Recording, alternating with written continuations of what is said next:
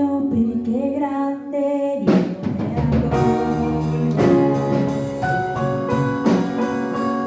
Ero perso e mi salvi su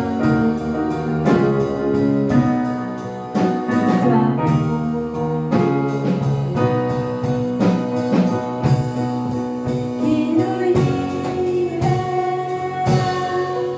libera sarà, solo figlio suo sia così. Libertà ora o perché mi sa, libero e schiavi a Gesù. Si pagava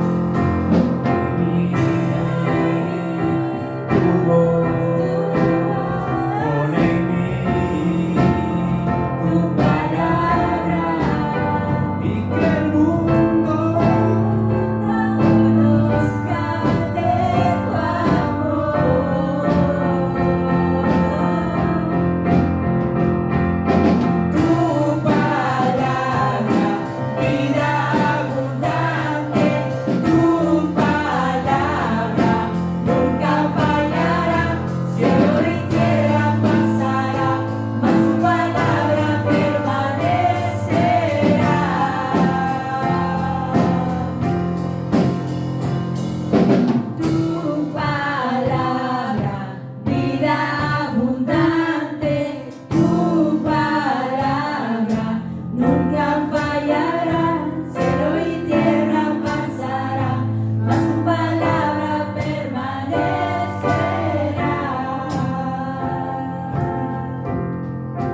Sí, Señor, tu palabra permanece para siempre, aleluya, porque es vida, tu palabra es vida, Señor, es lo que nos alimenta cada día en nuestros hogares, en nuestro día a día, aleluya.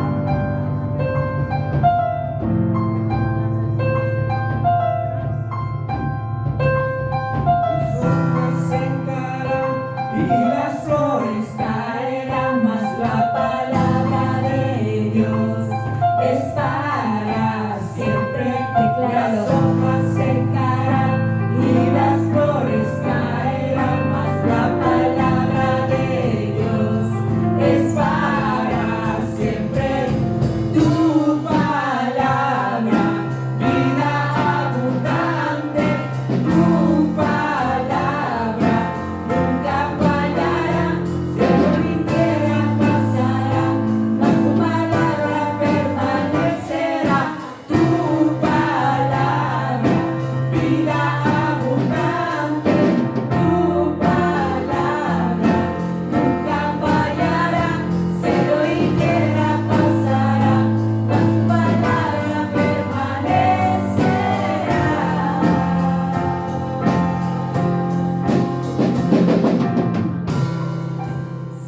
Bien, mis hermanos, esto no es más que la continuidad del tema pasado. Sean todos bienvenidos a esta oportunidad. Y propio yo le había llamado cuán grande es Él al mensaje. Veramente Dios es grande, mis hermanos. Y como un subtítulo o entre paréntesis se había hablado de la sabiduría espiritual de Dios. La sabiduría espiritual de Dios es la máxima sabiduría que existe en la tierra. Por eso la palabra de Dios dice que propio en 1 Corintios 2 del 6 al 16, que ha sido nuestro tema central, que a Dios nadie lo aconsejó, ni nadie le orientó, ni nadie le dijo ve algo así o así, pues Él es el dueño de la sabiduría. Amén. Él es el rey de la sabiduría. En el momento que Dios fuese necesitado que alguien lo aconseje, esto da a entender de que algo le falta, que tiene duda, que es incapaz. Por eso dice textualmente la palabra de Dios que a él nadie lo aconsejó, ni nadie le dijo ven algo así o de esta manera. Esa sabiduría inescrutable de nuestro Dios, esa sabiduría espiritual es lo que hace a Dios propio, es el Dios invisible, es el Dios altísimo, es el Dios gran yo soy, es el Dios Shaddai, es el Dios Adonai, es el Dios omnipotente, es el Dios consolador, es el gran Dios, el gran yo soy. A Él sea la gloria siempre por los siglos de los siglos. Él es digno de recibir un aplauso. Si usted lo quiere dar, denle un aplauso con todo el corazón.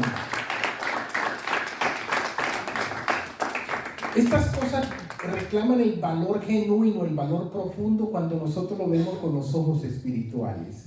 Es bueno ver estas cosas ya de otro ángulo, de otra manera, de otro perfil, con los ojos espirituales. Ver las cosas de Dios con el espíritu, porque Dios es espíritu. Amén.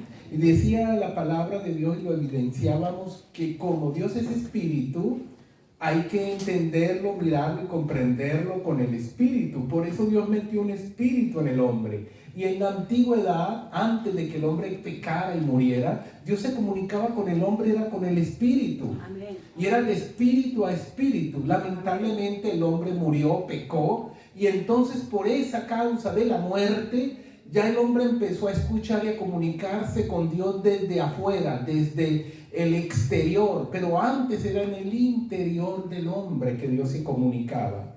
¿Usted recuerda cuando Adán y Eva, cuando fallaron? Entonces Dios le dijo a Adán, ¿dónde estás? Y él dijo, me escondo. Y dice, pero tan raro, si siempre has escuchado mi voz, ¿y por qué hoy te quieres esconder? Es que te oí tu voz y me dio miedo. Dice, ¿no será que has pecado?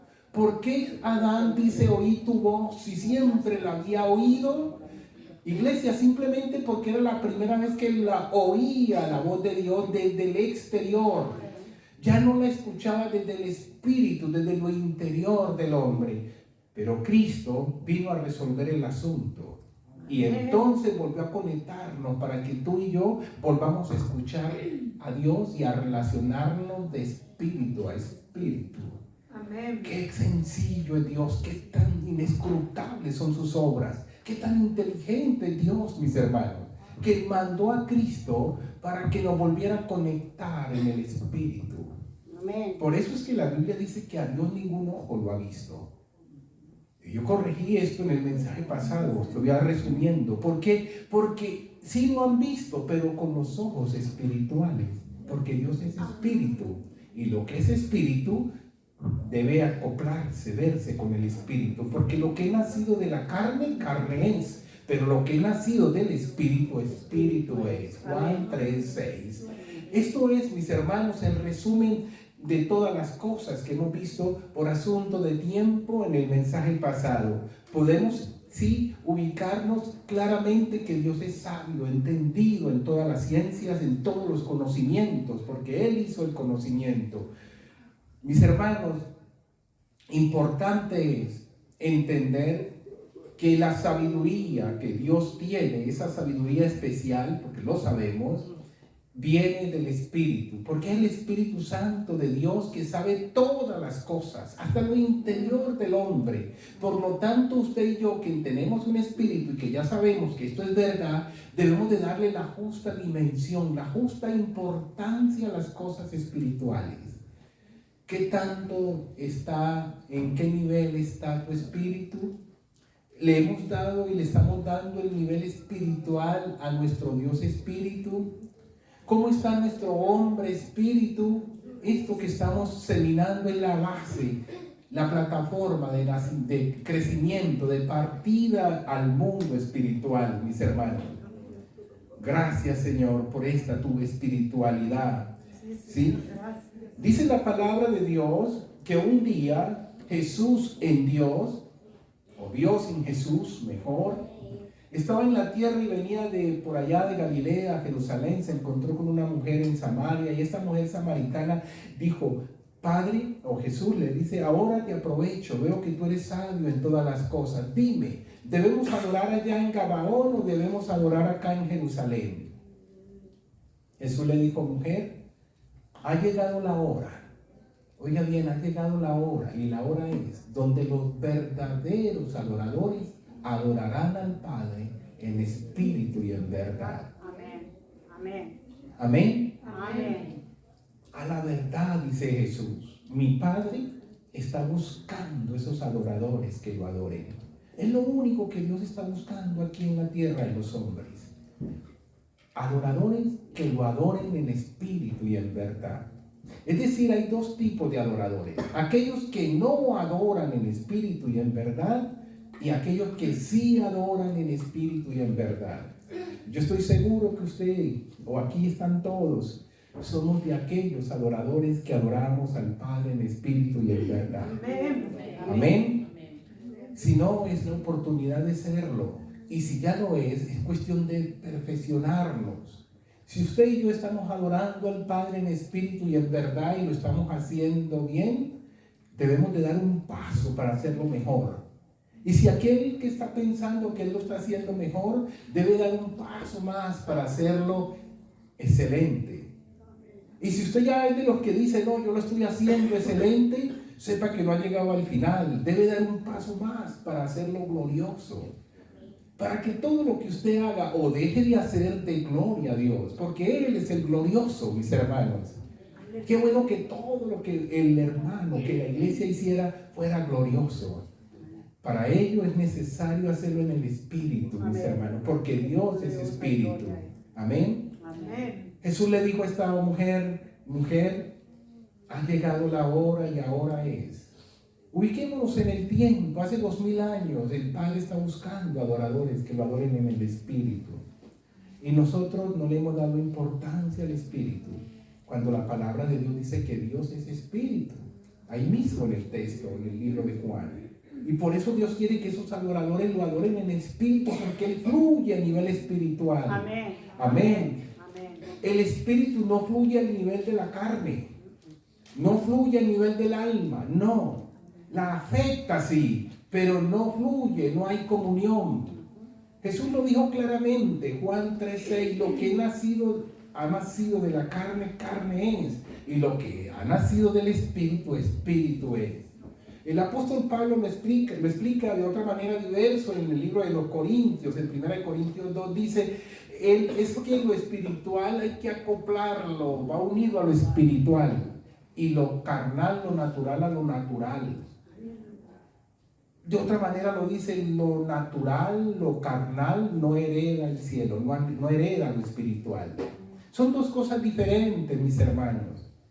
Todo lo que tenga que ver con la angelología, con los ángeles, los arcángeles, querubines, serafines, todo eso hace parte del mundo espiritual.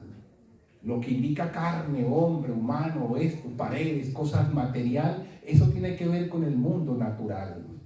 Son dos mundos diferentes, el material y el espiritual, mis hermanos. Amén. Es hora de nutrir lo espiritual, es hora de hacer crecer lo espiritual en vosotros. Amén. Amén. Amén. Alguien dice, ¿cómo hago crecer lo espiritual? Nutriéndolo espiritualmente, alimentando la parte espiritual. Así como lo natural se vive y se sostiene comiendo carne, chicharrón, pupusas, no sé, guatita y cosas de esas, así también lo espiritual se nutre y tiene su alimento especial. Se nutre de la potente y poderosa palabra de Dios. Se nutre de la fe, de creer que ella, la palabra es cierta. Se nutre de congregarnos, mis hermanos. Cuán tan importante es congregarse, mis hermanos. Se nutre propio de alabar y bendecir a Dios, de exaltarlo, de glorificarlo, de cantar alabanzas. Es decir, la parte espiritual de un individuo también tiene nutrimento. Hay que identificarlo y nutrirlo para que crezcan sanamente ambas partes. Esto es, mis hermanos, la importancia de la palabra de Dios. Dice la palabra de Dios, y con esto termino el resumen, lo que está escrito en Romanos 8 del 6 al 11. Vamos a leerlo, Romanos 8 del 6 al 11, esperando que de pronto los hermanos nos lo proyecten, aunque no, este versículo no sé si se lo había dado antes. Dice así la potente y poderosa palabra de Dios, la leemos en el nombre del Padre, del Hijo y con la unción del Espíritu Santo. Romanos 8, versículo 6 en adelante hasta el versículo 11. El ocuparse de la carne es muerte. ¿Qué cosa es el ocuparse de la carne, iglesia? Muerte. Pero el ocuparse del Espíritu es vida y paz. Escogeos. Es sencillo. O te ocupas de la carne y es muerte. O te ocupas del Espíritu y es vida y paz. Amén. Muy complicado. A veces nosotros lo queremos hacer complicado propio para no obedecer. Es uno de los mecanismos de defensa que tiene el hombre, de la resistencia que ponemos para no obedecer y decimos, que no entiendo, no, esto es fácil, mis hermanos. Si te ocupas de la carne, el resultado final es muerte. Si te ocupas del Espíritu, dice la Biblia, es vida y vida en abundancia. Es la vida Zoé, la vida de Dios que viene a ti y a mí, porque esa es la vida del Espíritu. Recuerda, Dios es Espíritu. Cuando tú aceptas a Jesucristo o lo aceptas como tu único y suficiente Señor y Salvador personal, lo estás aceptando en el Espíritu y Él entra a tu vida y ahí permanece. Ese gesto es lo que la Biblia le llama nacer de nuevo. Amén. Imagínense esto tan impactante que Dios le llama nació de nuevo. Es una nueva etapa, una nueva nación, un nuevo individuo, un nuevo pueblo, es un segundo Adán. Tiene diferentes nombres, pero es nuevo lo que dice la Biblia. Eso, Dios quiere tratar con gente nueva, con gente que nace del Espíritu. Porque Dice, la intención de la carne es muerte, mas la intención del espíritu es vida y paz. ¿Y queremos tener vida? ¿Sí o no? Amén. Bueno, entonces el espíritu. ¿Y paz también? Amén. Entonces en el espíritu. Por cuanto la intención de la carne es enemistad contra Dios, porque no se sujeta a la ley de Dios, ni tampoco puede. Es que la carne no se sujeta a la ley de Dios. Por eso ya la carne es rebelde, quiere hacer lo que ella quiere. Si ella quisiera, dice, no puede, dice la Biblia. Es inútil que usted y yo insistamos en meter la carne para que la carne adore a Dios. No es capaz, la carne no, la carne quiere tener su espacio, quiere tener su deleite, la carne. Dice no puede, así que los que están en la carne no pueden agradar a Dios. No puede.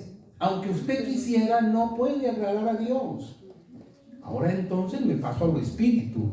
Ya que Dios me ha dado la oportunidad y hoy en día estoy entendiendo que hay un mundo espiritual y que ese espíritu también lo tengo yo, que Dios lo ha avivado porque lo acepté a Cristo, entonces yo me dedico al espíritu. Esto implica un cambio de pensar. Renovados, dice a los Romanos capítulo 12, versículo 1 y 2, en el pensamiento de la mente. Hay que renovarse, mis hermanos. Más que gastar tiempo en pecado, y si no es pecado, es cuestión de crecer en esa nueva criatura que Dios nos ha dado. Pablo dice, esto es tan fenomenal que los que han nacido de nuevo, los que han aceptado a Cristo, si es que alguno está en Cristo, nueva, ¿qué cosa? Criatura es. Para Pablo es todo nuevo, para si usted y yo estamos en Cristo. Y afianza más diciendo, he aquí, todas las cosas son hechas nuevas. Lo viejo ya ha pasado, mis hermanos. Amén. Bien dice el mismo Pablo a los Corintios, que estando Jesús en Cristo, o sea, Dios vino aquí en Cristo, en persona, Dios en Cristo, 2 Corintios 5:19, reconciliando al mundo, no teniendo en cuenta los pecados del hombre. Qué bueno es Dios como reconciliador. Está diciendo, vengan, nazcan de nuevo. No voy a tener en cuenta los pecados del hombre. Incluso en otro texto, en el libro de Romanos, dice, porque eso lo hicieron en tiempos de ignorancia.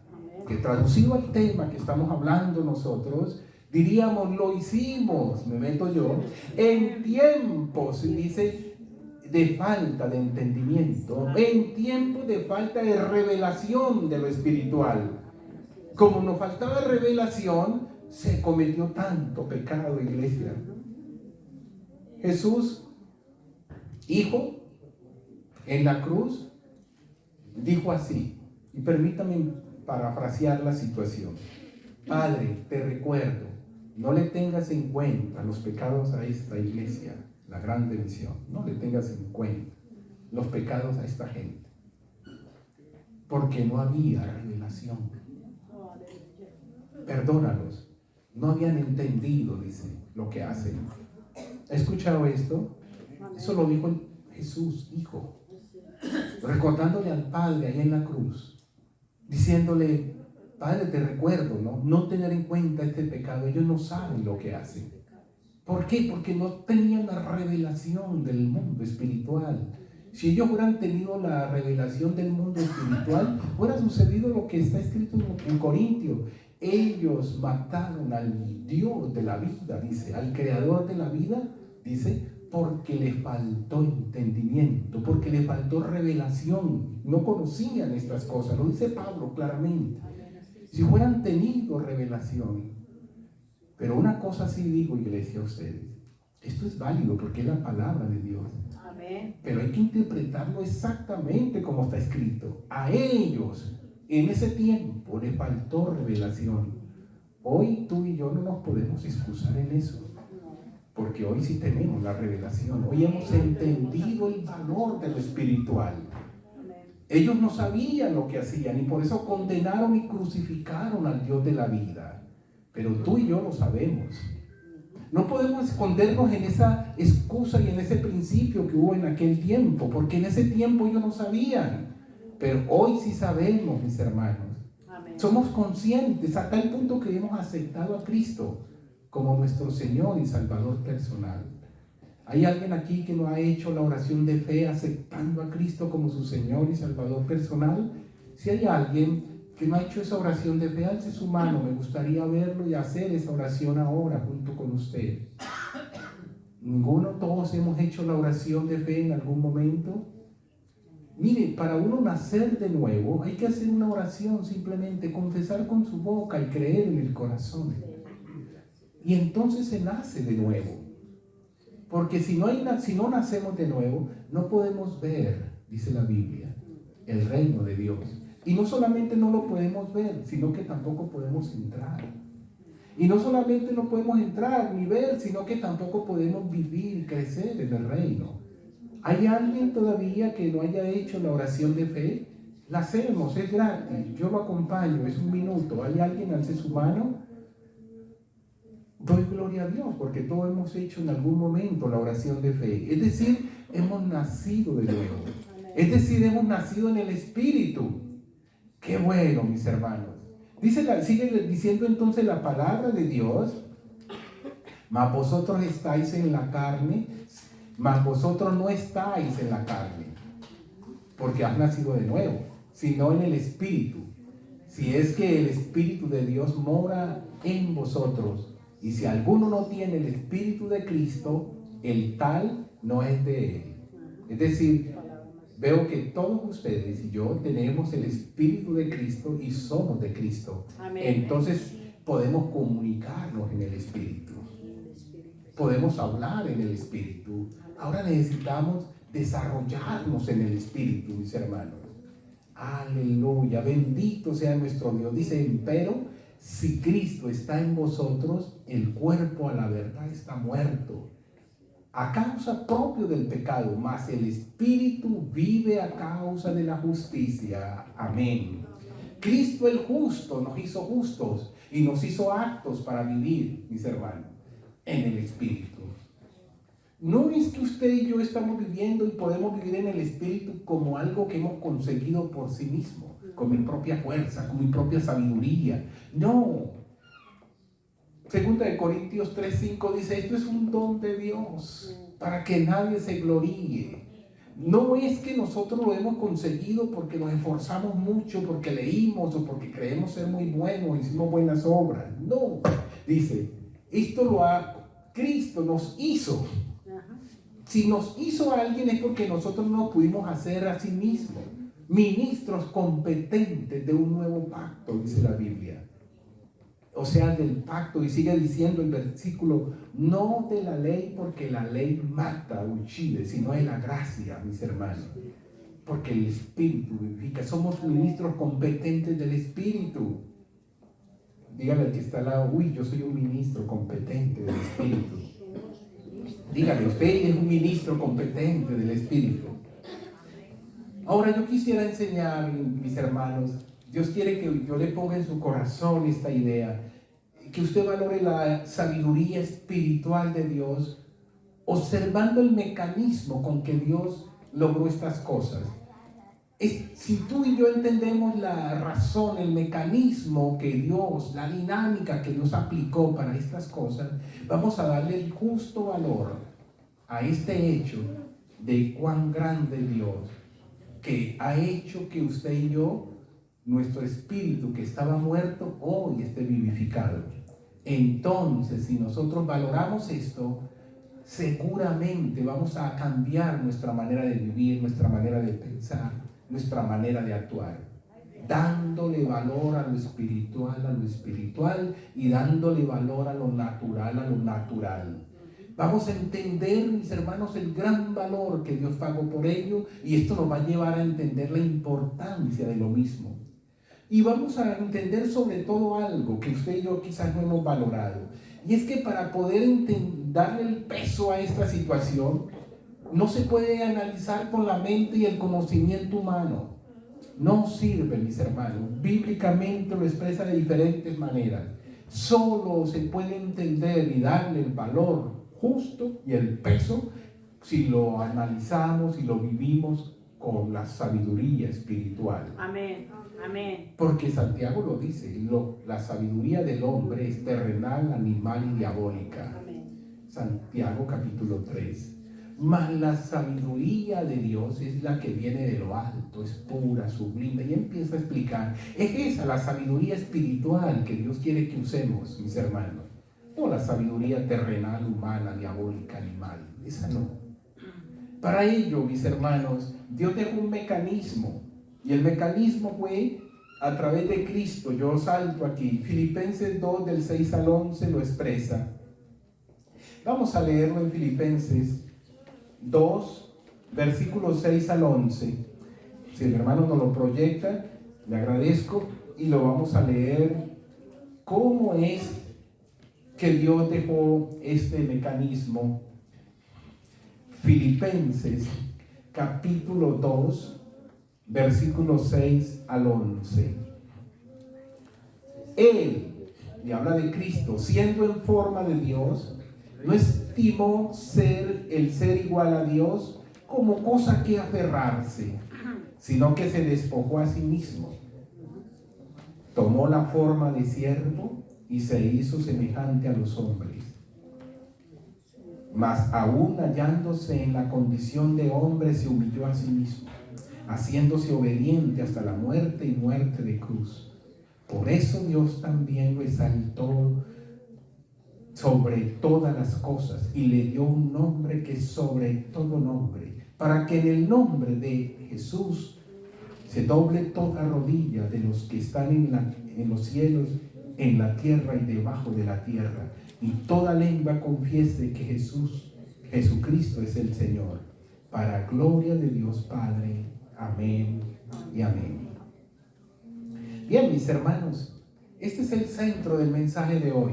Llegar a descubrir el mecanismo que Dios aplicó para que usted y yo tuviéramos esa vida espiritual y la aplicáramos y la viviéramos y tuviéramos la máxima garantía, el máximo beneficio de este reino donde Dios nos ha llevado por amor a su nombre. Porque la Biblia insiste que Dios nos sacó de allá donde estábamos, del mundo de las tinieblas, y nos metió al reino de su amado Hijo Jesucristo. ¿Cómo es pues que viviendo en un reino y el reino del amado Hijo Jesucristo vivimos así como tan atrasados, por decir algo? Entonces todo esto nos lo puede explicar lo que acabamos de leer y vamos a analizarlo piano, despacio, mis hermanos. Miren el mecanismo que Dios está utilizando para tener una vida, digamos, eficaz, una vida perfecta. Lo primero que vemos aquí es que hay una limitación humana. Para llegar propio a ser verdadero hombre y representante nuestro, Jesús se humilló a sí mismo, tanto el cuerpo, dice, como también su naturaleza humana cambiaron. Se humilló a sí mismo, empezó por humillarse, y dice la Biblia que a sí mismo se humilló. Esta expresión es escalofriante, mis hermanos. ¿Quién en la tierra se va a humillar a sí mismo? ¿Cómo es que uno se humilla a sí mismo? Uno humilla a otro, ¿cierto? Pero humillarse a sí mismo, no, pues uno no se puede humillar a sí mismo. Porque nosotros tenemos mucho ego, mucho orgullo. ¿Cómo nos vamos a humillar a sí mismo? Dios, dice, no le importó Jesús ser igual a Dios. Y se despojó de su gloria. Humillarse a sí mismo quiere decir que lo hizo voluntariamente. A Jesús nadie lo obligó diciéndole, ve, humíllate, quítate las vestiduras reales y todo tu trono, déjalo ahí, abandona eso y vete. No, Él mismo lo hizo. ¿Y sabe por qué lo hizo Él mismo? Por amor a ti y a mí. Amén. Él mismo. ¿Y sabe por qué lo hizo? Porque sobre Él no hay ninguno. De encima de Dios no habita nadie. Amén. Entonces Él estaba por encima y nadie lo podía obligar o enseñarle o señalarlo. Él se humilló a sí mismo, guiado por el amor, de tal tamaño amó Dios al mundo que dio a su Hijo unigénito. Eso es, mis hermanos. Y aquí hay que observar algo, hacer un énfasis, porque ha habido mucha confusión en estos principios que estoy describiendo. Cuando hablamos de Jesús hombre, ¿sí? Hay que aclarar que el decir que Jesús se hizo hombre, no, o Dios se hizo hombre, esto no significa que Dios se transformó en un hombre o que dejó de ser Dios cuando se hizo hombre. Dios el Hijo siguió siendo Dios. En su condición de hijo, de hombre, Ben Adán, sabemos que Adán significa hombre y Ben significa hijo, por eso Jesús continuamente, 79 veces dice en el Nuevo Testamento, yo soy el Hijo del Hombre. El Ben Adán soy yo, dice Jesús. Me comprende, iglesia, pero aquí hubo una excepción. El Espíritu Santo, que ha hecho todas las cosas, permitió embarazar a esta persona y entonces vino Jesús. Y Jesús, que es Dios mismo, por eso se llamaba Emmanuel, Dios con nosotros, y estaba entre nosotros, descendió entre nosotros.